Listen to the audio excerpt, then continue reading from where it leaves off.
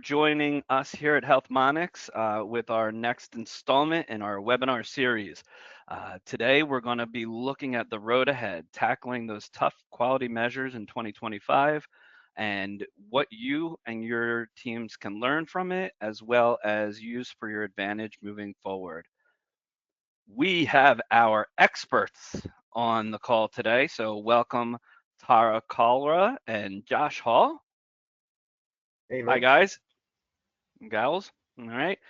Tara is our lead measure developer, and Josh is our business analyst lead and professional game maker. Yeah, that's right. Oh, that's a good call out. Hold on one second.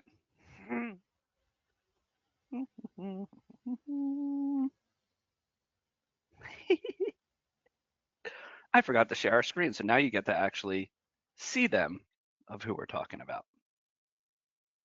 There you go. Bing. There There we we go. go. All right. No one's on screen. Thank you. Appreciate someone calling me out on that. We bound to happen today. All right.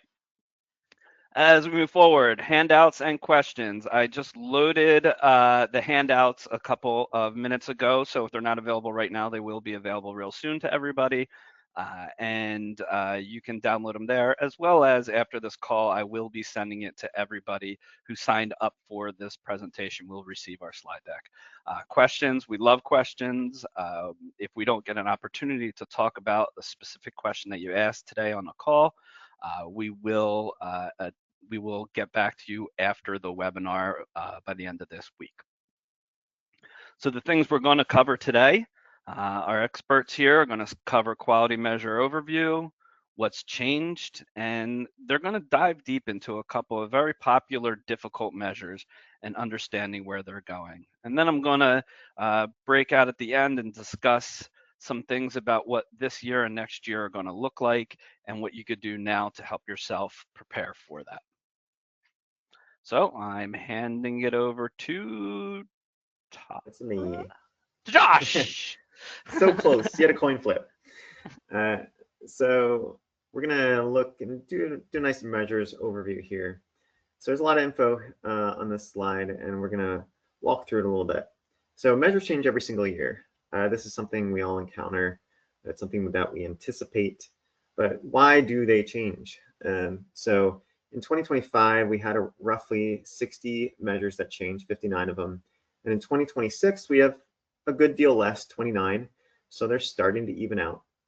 But there's a lot of reasons why they change. The most common reason is that the billing and medical codes are updated.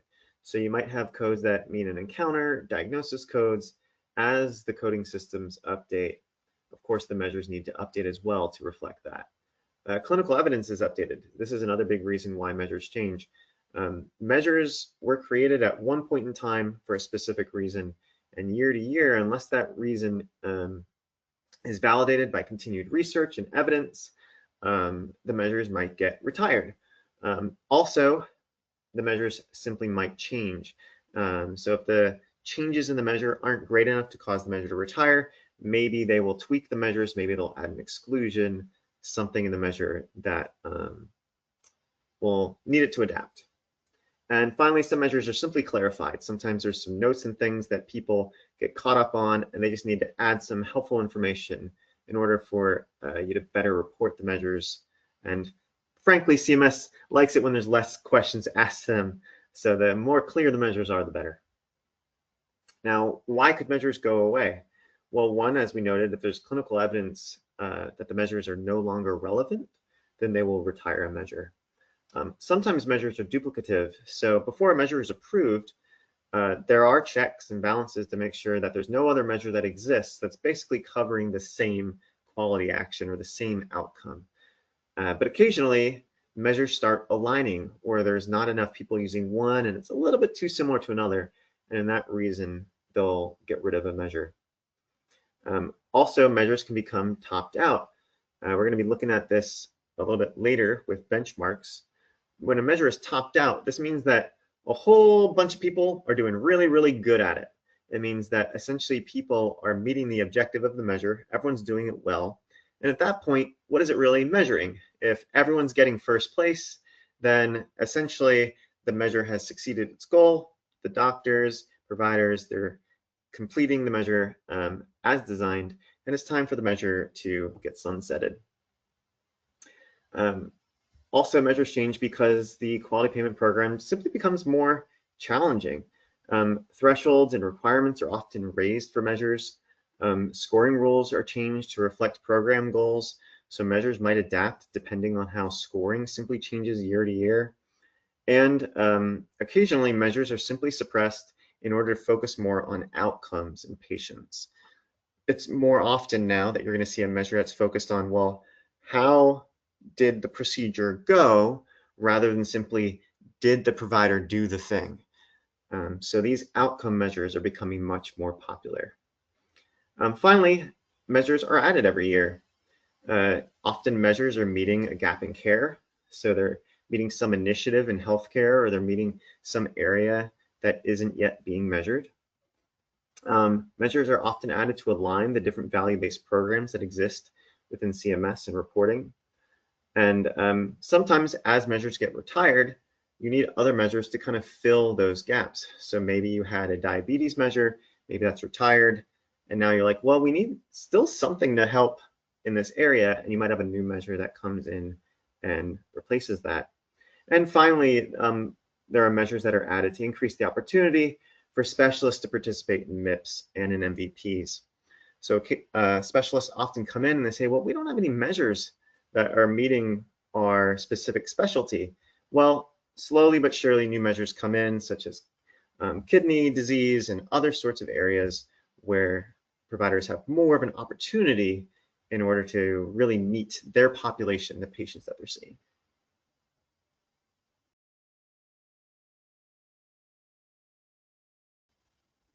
So benchmarking. So I mentioned topped out measures. Well, a measure is topped out when a bunch of providers are starting to do really well. So if a bunch of people are hitting a certain decile in the benchmarks. So benchmarks are how graded against how well, what percentage of MET you're getting from meeting a measure. So for a measure, getting a MET instance means that you did the thing you ought to have done for a measure. If it was a process measure, that means that the doctor, say, delivered a referral in the right time period, they did it, it was met. Say there was an outcome measure and the procedure went well and the patient got better, then you'd have a MET instance. So in benchmarking, those deciles are split over the course of 10 deciles. So if you had an 80%, maybe you'd be in the 8th decile. And you'd get 8 points for each measure. You can get a maximum of 10 points if there is a benchmark. Now, how do benchmarks exist? How do these guys come into existence? Well, historically, there's created in 2 ways. Historical benchmarks for 2025 were established when 20 instances of the measure were reported in 2023. It's always 2 years earlier, and the measures didn't go through substantial changes. So you need to have enough data in order to establish a benchmark.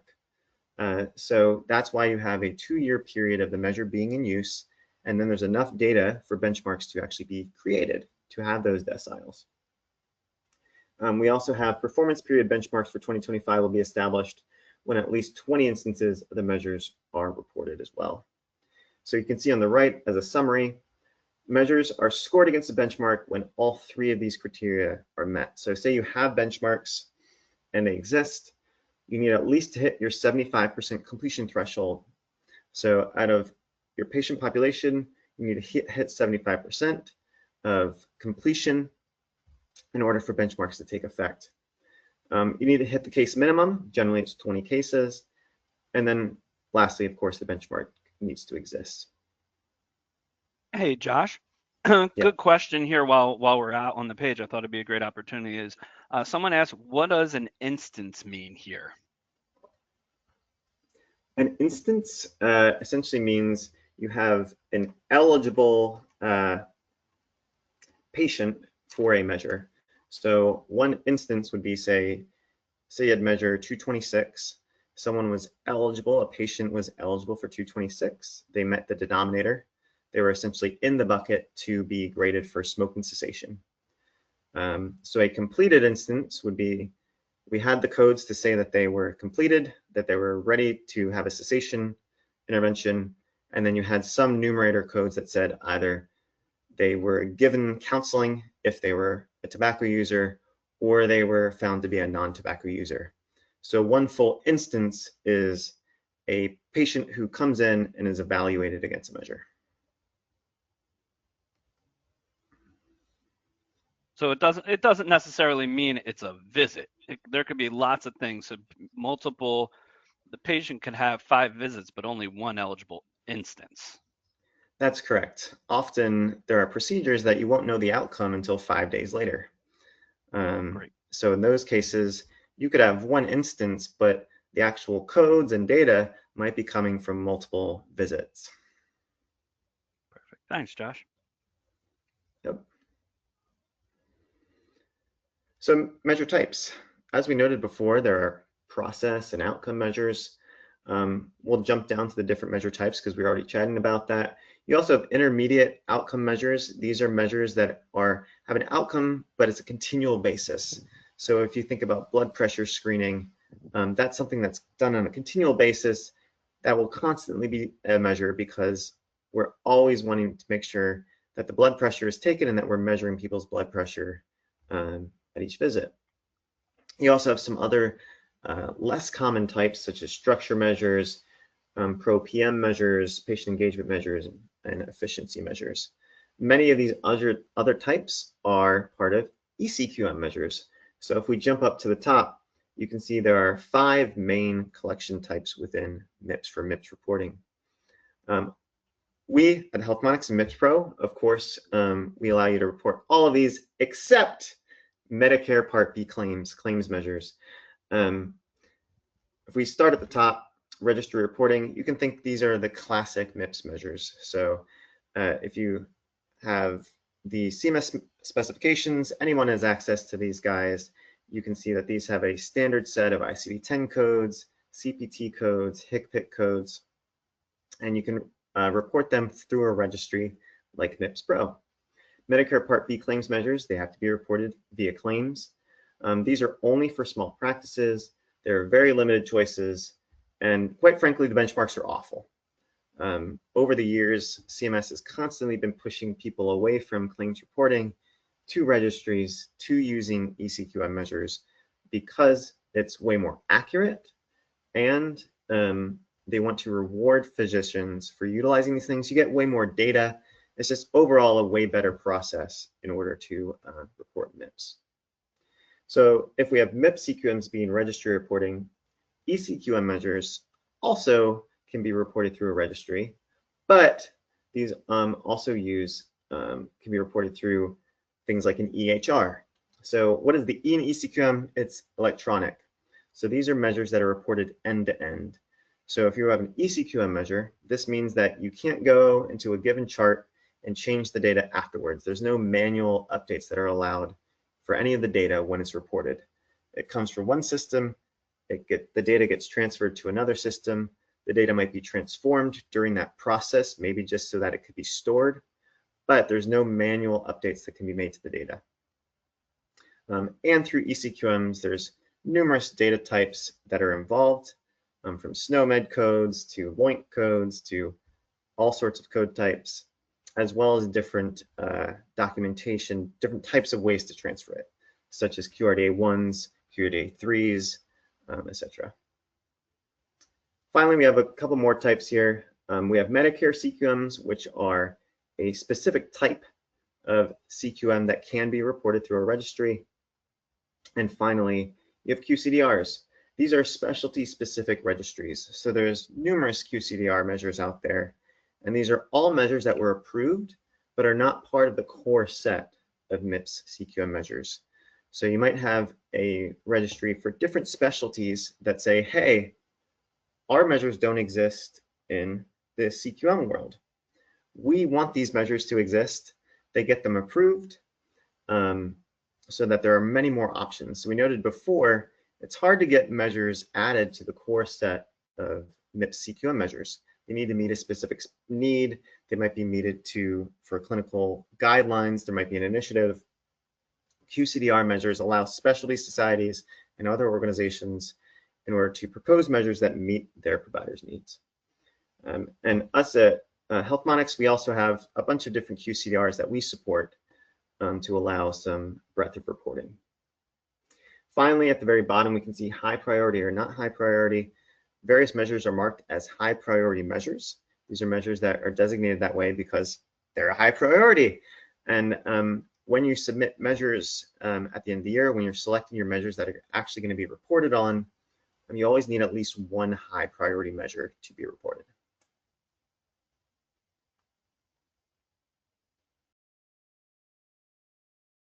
Hey, Josh, wanted to ask a quick question while we're here on this page. You use one of my fun terminologies saying that these benchmarks are awful. What do you mean by benchmarks are awful? Right. So if you have bad benchmarks, that generally means the benchmarks are, well, let's roll back a little bit. So benchmarks are created via data that is submitted to CMS. So say you had a new measure. Over the next 2 years, everyone who's submitting their data to CMS is gathered on their side. They analyze the data and they create deciles from 1 to 10 in order to say, okay, across the board, people on average are getting, say, a 50%, and that'll be in decile 5, maybe they get 75.6%, that's decile 7. And they'll try to hit a range based off of the data that they receive. Well, for claims measures, because of the way that you're submitting the data, most people aren't doing very well.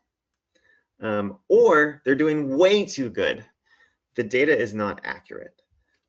So when you have bad benchmarks, either you're submitting data in a way that you're not going to get very good performance and you won't get many points, or you're submitting in a way where people sort of cherry pick their data, where they do the data inaccurately, where they're getting like 100% across the board.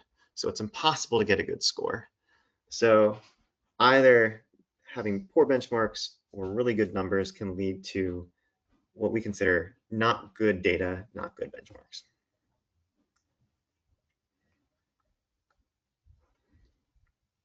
Also, here are some further clarifications between ECQMs and CQMs. It's listed right here. I mentioned that ECQMs is a end-to-end reporting. However, there are a few other things here to note. It is a subset of CQMs, but you also have many measures that are just viable to be reported via electronic, via ECQMs. Also, ECQMs are certified EHR technology. They can use CERT, where CQMs are much more flexible. ECQMs have a very standardized format. They're fully automated, as I mentioned, and then they have low flexibility. Again, this is something where you need to have the infrastructure ready to report an ECQM, but once you have that infrastructure ready, it makes the reporting a lot easier.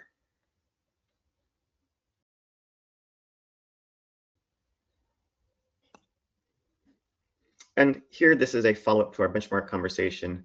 One thing to note, what if something doesn't have a benchmark? Or what if you have a brand new measure? How many points do you get? Well, normally, if you have benchmarks, you can get a maximum of 10 points. That corresponds to the 10 deciles in a benchmark.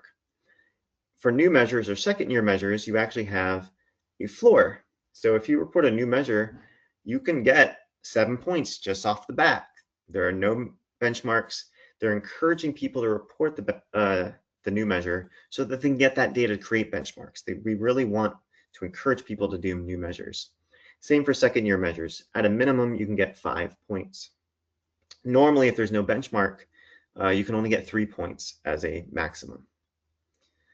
Topped-out measure can still receive 10 points if you have perfect compliance. Josh, yeah. Real quick, that's only for small practices. Large practices get 0. That is a very good note. Thank you, Mike.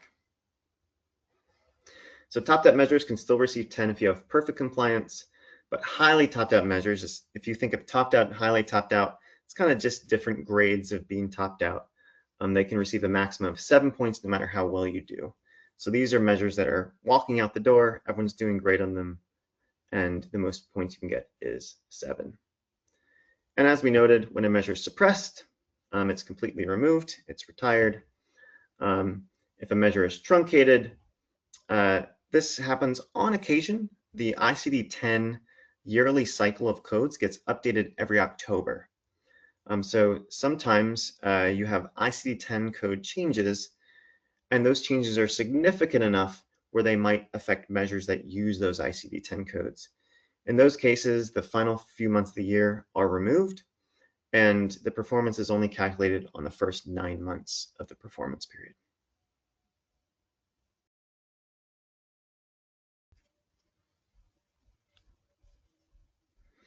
Now, I'm going to hand it over to Tara, and we're going to dive into what's new for 2025. Thanks, Josh.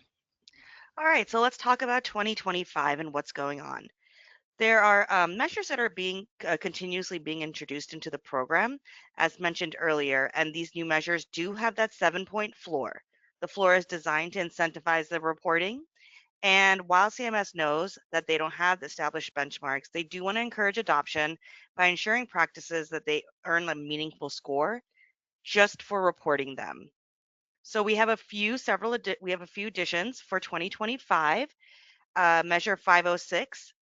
This measure looks for the PD-L1 biomarker expression testing prior to the first line immune checkpoint inhibitor therapy. So this is an oncology focused measure. It's designed to ensure that the appropriate biomarker testing was done before advanced cancer treatment. Moving along, we have another measure for oncology care, measure 507, which is focused on the appropriate germline testing for ovarian cancer patients. Skipping over 508, I want to point out 509 is another oncology-related measure which addresses melanoma. It focuses on tracking and the evaluation of the recurrence. And so this is going to be pointing towards ongoing patient monitoring after initial treatment. Moving back up, measure 508, this one really applies much more broadly to the general population, adult COVID-19 vaccination status. So this is one of the measures that does focus on preventative health and immunization. We don't see too many of those coming out as much as years go on, but this one was created new for 2025. Measures 510 and 511 are quite complex, and they point towards transplant programs, organ allocation as well. Measure 510 is looking at the first year standardized waitlist ratio, FYSWR. It is a specialized measure, and also 511 is quite specialized, looking at the percentage of patients, prevalent patients that are waitlisted, and of those waitlisted who are in active status. These are all MIPS CQMs. We do have a new ECQM for 2025, HIV annual retention in care. The CQM ID is 340. So we can see that there's been a clinical quality measure for this. And now CMS has been able to build out the ECQM version of this measure. We'll be talking about this measure a little bit more in depth later, as there are some nuances to the logic behind it. Remember, I'm going to point out one more time that these are the new measures that have that 7-point floor. So there's an incentive for practices to want to start reporting on them. Thanks, Tara. And to add an interesting fact is 508 being added in 2025 is proposed to be removed in 2026. So. Yeah, we'll be talking about that later. Thanks, Mike. Mm-hmm. Oh, I'm sorry. No, it's all good. But first, before we talk about that, we're going to talk about the 2025 removed measures. So just as measures are introduced every year, others are removed. Josh's point has talked about this previously. To reiterate, sometimes the measures are, duplicative. Sometimes they're topped out. They no longer align with clinical best practices. So we have 11 measures that were removed for 2025. Measure 19, diabetic retinopathy, is one that's focused on communication with the physician managing ongoing care. Now, while the CQM has been retired, the ECQM still is available. Next is measure 104, prostate cancer, which is looking at the combination androgen deprivation therapy for high-risk prostate cancer patients. Measure 137, melanoma, continuity of care. So that's being removed. Remember that there is a new melanoma measure that was introduced in lieu of this one being retired. We also see the removal of 254, ultrasound determination of pregnancy location. Number 260, the rate of carotid endarterectomy, excuse me for that, for asymptomatic patients. So these measures are focused on more surgical outcomes and complications. Um, measure 409, which is clinical outcome post endovascular stroke treatment. 433, proportion of patients sustaining a bowel injury. Similarly, 436, radiation consideration for adult CT is being removed.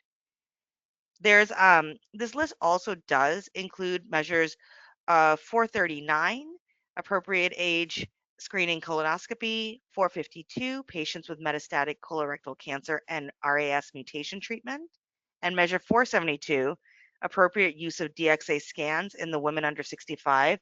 That measure is an ECQM. So while I was just listing out a bunch of different measures, there are some patterns that we can see. The removals span multiple specialties of endocrinology, oncology, obstetrics, cardiology, neurology, radiology, and gastroenterology. So by removing these measures, CMS is trying to clear space for more meaningful measures that reflect today's healthcare priorities. Um, don't be alarmed if your measure that you're reporting on in the past is no longer going to be available, however. It's a normal part of the cycle. It just means that CMS is updating the program to stay relevant, and you just have to adjust your measure set accordingly for 25.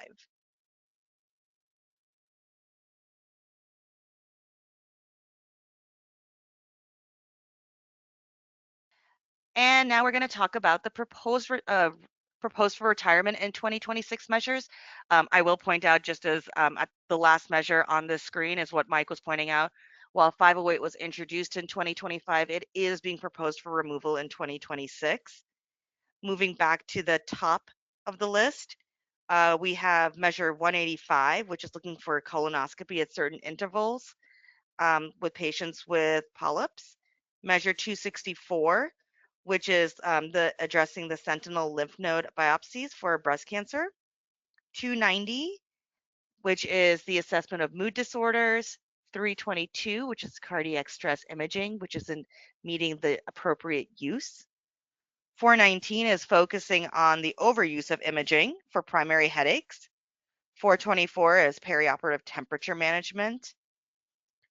443 is the non-recommended cervical cancer screening in adolescent females. 487 and 498, those are the ones that are going to be pointing more towards social drivers of health and community service providers. And those are being proposed for retirement in 2026 as well.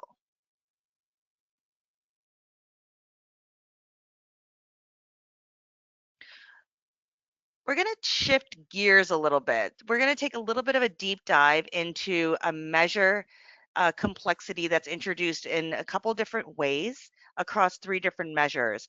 Questions that come to us quite often is, why aren't I seeing patients being reported for certain measures?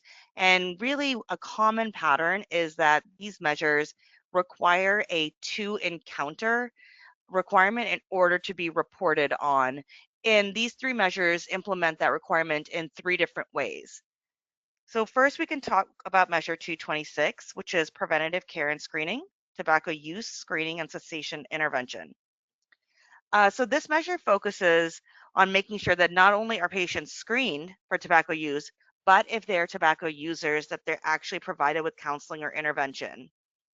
This measure recently was updated to be more comprehensive, where we're looking at patients that are 12 years and older. Traditionally, this was looking at patients 18 years and older. I believe it was 2 years ago that it changed to 12 years and older.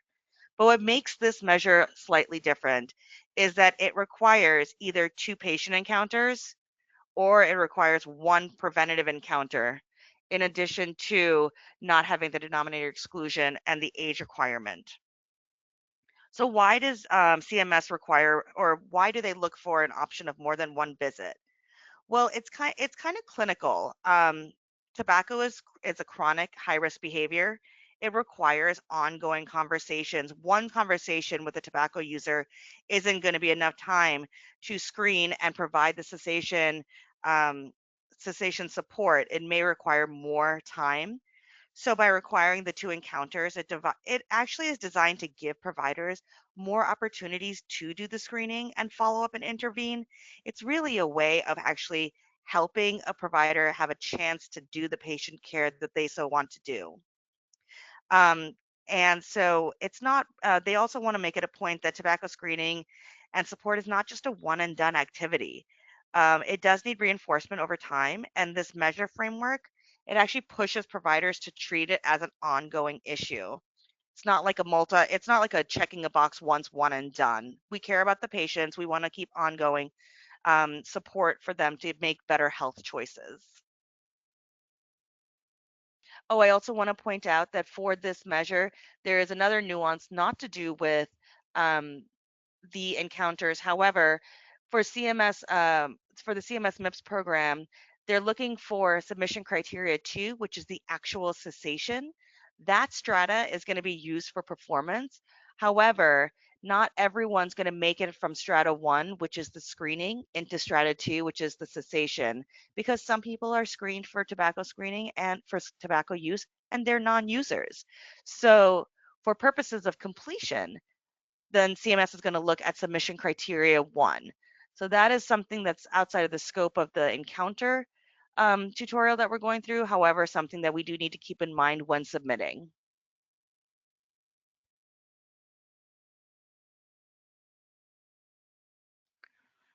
The next measure we're going to take a deeper look at is measure 178, rheumatoid arthritis functional status assessment. So this is a specialty measure, and it focuses on ensuring that providers are actually doing the correct assessment of functional status with these patients who have RA. The RA is identified by these ICD-10 codes, and then they need to have an encounter identified by these CPT and HCPC codes. And the nuance here is that they need to have an additional encounter with the RA diagnosis during the performance period or prior to with at least 90 days, that is at least 90 days before or after the encounter that we're going to be looking on to report on. So why are there two encounters for this measure? It is not uncommon that when patients go see specialists, they can go for a consult or they can go for an intake and the follow-up isn't provided. This two encounter requirement is what CMS is implementing to ensure that attribution is correct. So if you require the two encounters within that certain time frame, this measure itself is verifying that that specialist, in this case a rheumatologist, has an active ongoing relationship with the patient. And then that way, this patient is correctly attributed to the provider, and the provider isn't dinged if that patient just shows up one time and decides to go to another specialist. On a side note, MIPS Pro actually is capable of doing the look around or the looking for that second RA encounter, while a provider is more than welcome to submit that M1375. If there are other codes that are submitted, like the ICD-10 and the CPT codes, MIPS Pro can automatically identify those other encounters and pull it in with the time frame that's required in order to be eligible.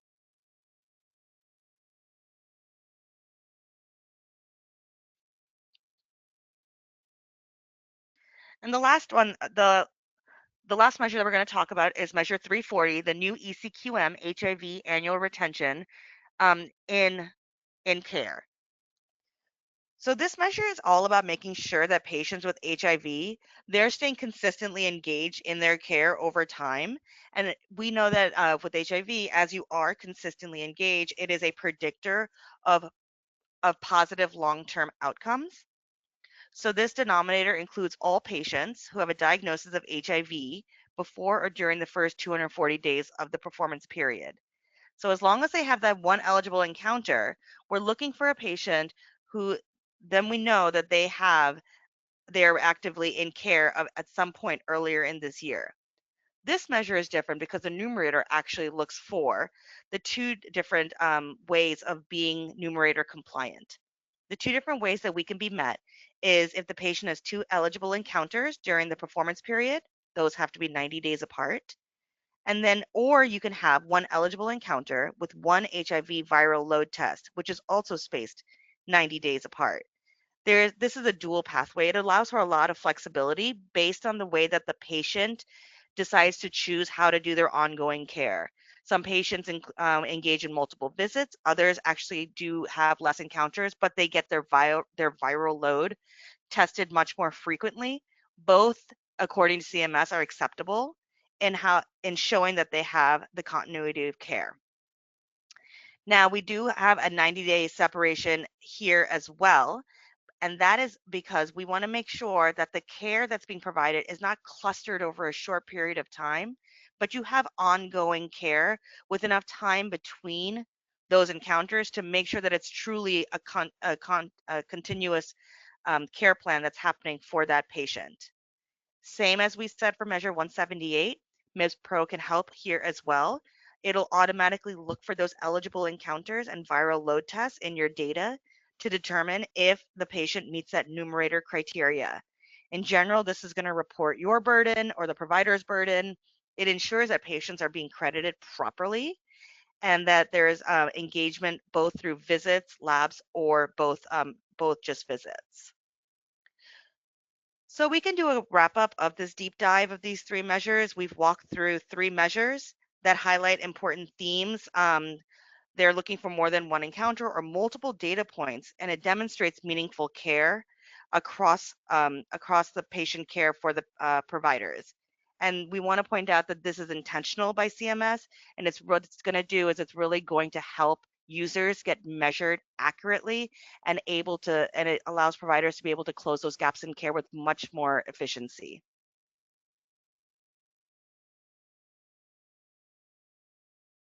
And I'm going to pass it over to Mike now. Great. Thank you so much, Tara and Josh. We'll probably have some questions at the end for you guys. I'm going to go through a couple of slides and some new information to share with everybody. But if you have questions, this is a good opportunity for you to get them in. As I said before, I don't know if we'll get to all of them. There are some that need research as well as some that are measure specific that we want to make sure we have the information in front of us when we talk about it. So we'll follow up with those questions later. So CMS last week released their final 2024 benchmarks. It's real important, the 2024 benchmarks just last week. This file contained all the updated information for what you were scored on in your 2024 reporting. What was interesting about this year is that there are so many measures that were out there that didn't have benchmarks, a big chunk of measures that didn't have benchmarks across all of the different ways you can report. And there were so many that actually got measure benchmarks from the year. So the way I think Josh explained a little bit earlier, but if it meets the minimal requirements in the current year for a measure across the entire population, then they can do what's called a current year benchmark, and that happened a lot. Lauren just wrote a blog about this. I actually don't think it has been sent yet, but keep a lookout for it in the next couple of days. It goes over some of the CMS benchmarks. I'm going to talk about it for a couple more slides here. Some of the big things that came out, there were 78 newly benchmarked measures. So those were measures that if you were looking on your MIPS Pro dashboard, or if you were taking a look at those measures before, they basically said NA or 0. There was no score attached to them. You might be at 100% completion threshold, you might be at 100% performance, but you weren't getting any points because CMS hadn't benchmarked that measure yet. 78 of them got benchmarks, 20 existing CQMs and ECQMs. So those were great. So those were ones that were more than 2 years.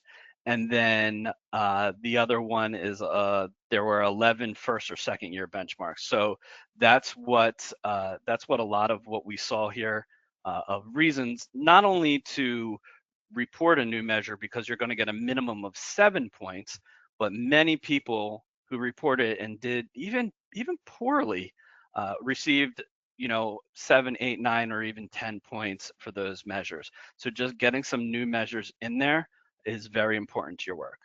And then some of them even had very sustainable, attainable benchmarks. So a couple of those here, great scoring opportunities that happened in 24. Once again, these are 24.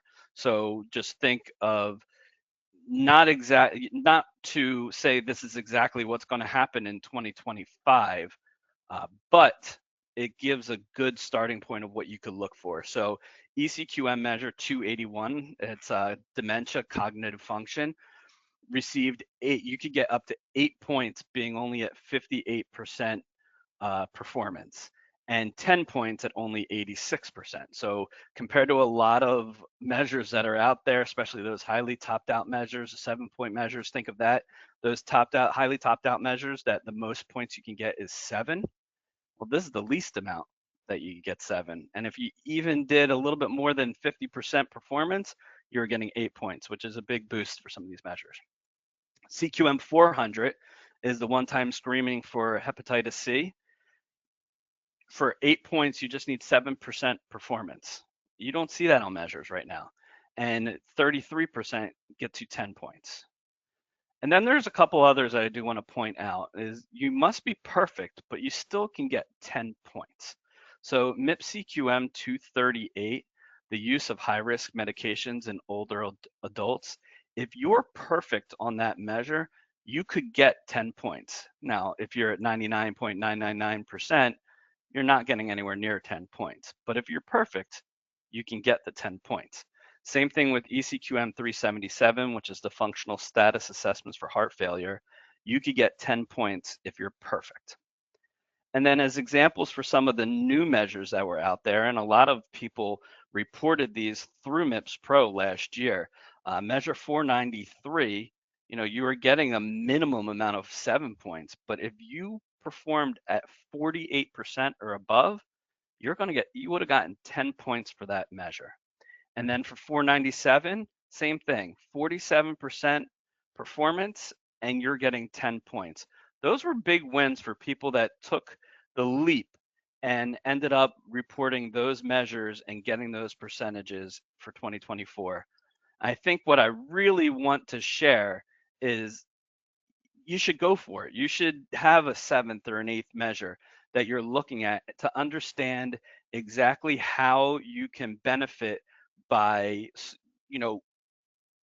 by tracking these measures and reporting them. You can't be hurt by these measures. They won't steal from something else. There are some caveats about outcome measures and so forth, but if you're reporting non-outcome measures, you could add one of these measures on and it's going to be a win for you and your organization. So tips for selecting measures, it's hard to say in September. A tip is to review measure for relevance.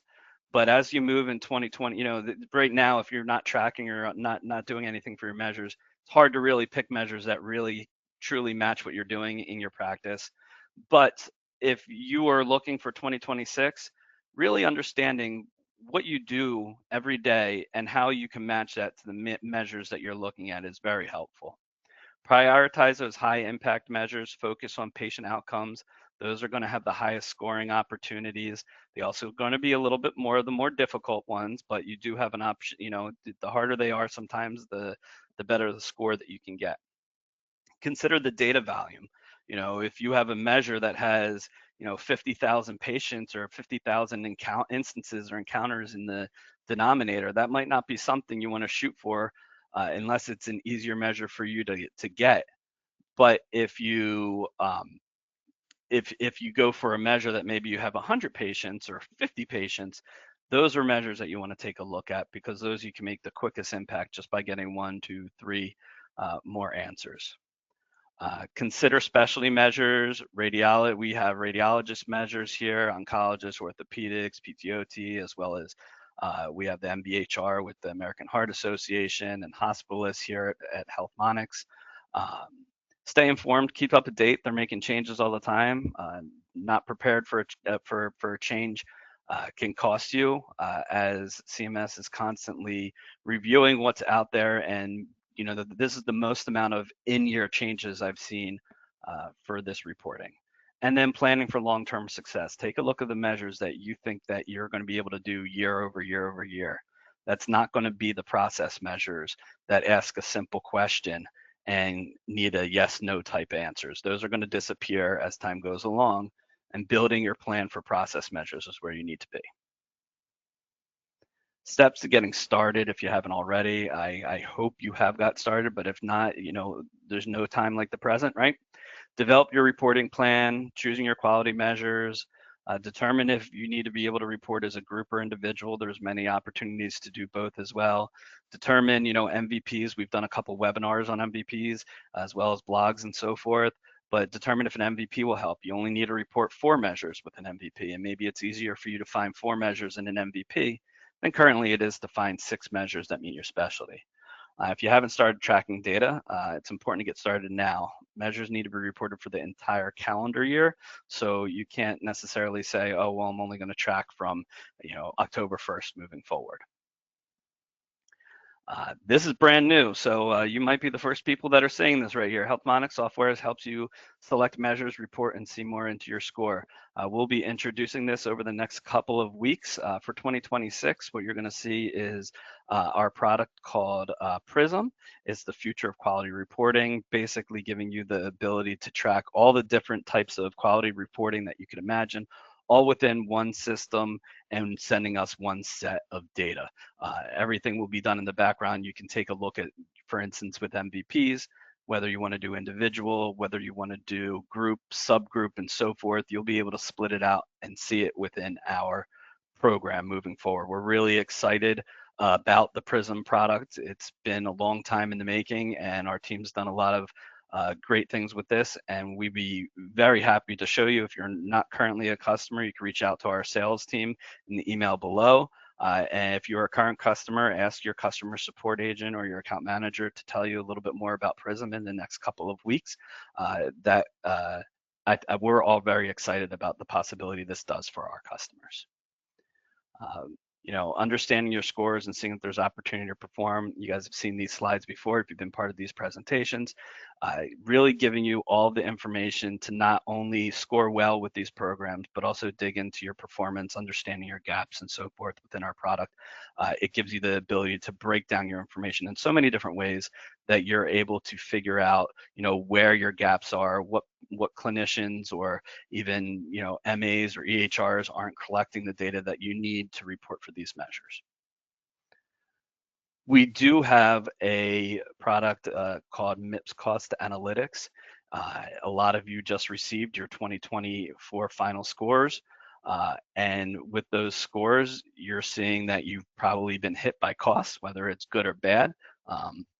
A very, a big chunk, I think it's more than 75% of providers are getting a cost score right now.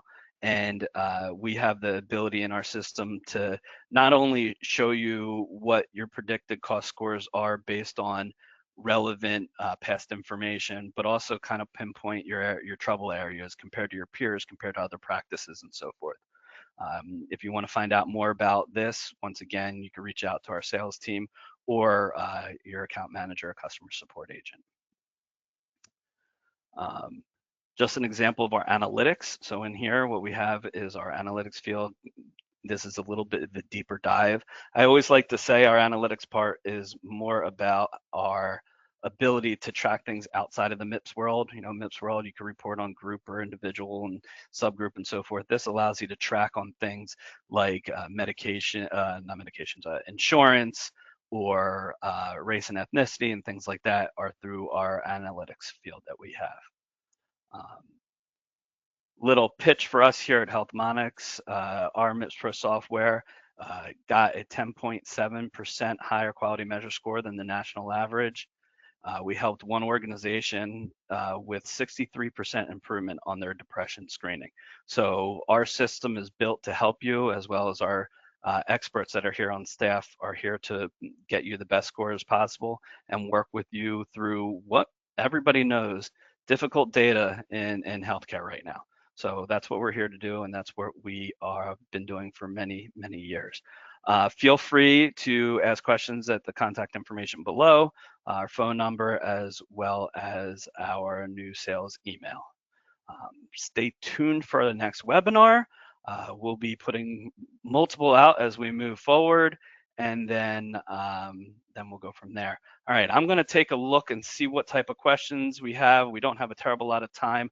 I won't be opening up for live questions right now, but let me see what we have. Tara, Josh, did you see any questions that you wanted to answer while I'm taking a look at? I see here a lot of these would be a little bit of a deeper dive for sure, and we will try to get to everyone's questions, even if it's not right now. After the webinar, we'll shoot you a message.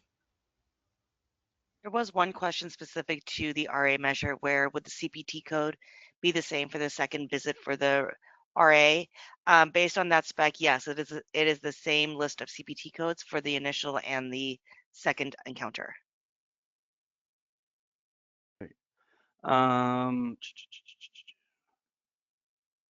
What if you are a small practice and choose a measure where less than 10 patients apply? Does this hurt you? Yes, the most amount of points you can receive are 3 if you don't meet the 20 patient minimum. So you need to report more than 20 patients, whether you're large or a small practice, for you to get full credit for a measure.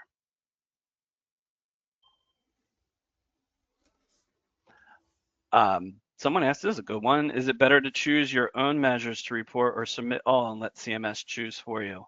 I'm a big fan of making sure, specifically around having an outcome measure, that you don't report a poor outcome measure if you have high priority measures. So be careful with that.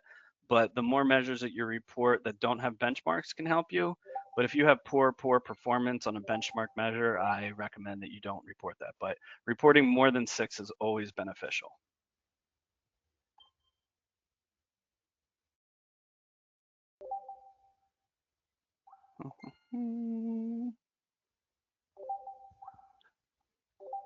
This is a good one. So if you get 10 points in 2024, then it will not be advisable to report that measure in 25? No. If the measure is benchmarked to get 10 points, then absolutely 100%. CMS doesn't look at you individually and compare year over year to yourself for that. So if you can get 10 points every year for it, go for it, report it, and get those 10 points. If it's a measure that's got 10 points year over year from everybody, then there's probably going to be an opportunity where 10 points is not going to be the maximum you can receive anymore. You're going to get less than that. Ooh, lots of questions coming in. There's a health monitor. How do you report more than 6 measures using HealthMonix? Utilizing our system at the end during submission season, you can choose all the measures that you want to report to CMS. We do not limit the number of measures that you can report or track in our system. So if you choose 20 measures and want to report 20 measures, you could do that utilizing our system. We have many people that report, usually I think 8 is about the average that when we talk to people about wanting to report.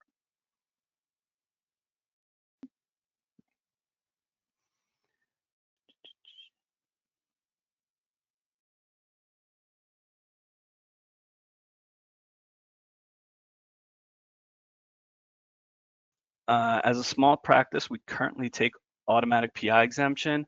What is the forecast for reporting this measure for small practices? There is no indication that there's going to be change at all for the PI, and that small practices will continue to get the exemption for it moving forward. So I would not concern at this point about what it looks like in a couple of years, but as we know, CMS changes things on the dime. So be in tune with the information.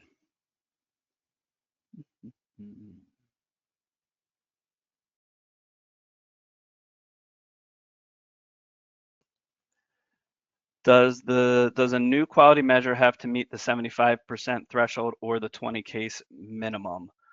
Yes. I don't want to say this wrong. I know it needs to meet the 75% completion percentage, and I do believe it needs to meet the 20 case minimum, but I'll have to check with my team to be 100% positive on that one.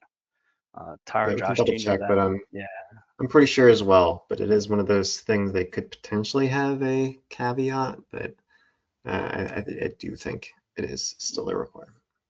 great. Thanks, Josh. All right. There's a couple more questions, some more specific about specialties and so forth. I want to thank everybody for joining us. Thank Josh and Tara for being here and giving their expertise to our population out there. And really wish everybody a good October coming up.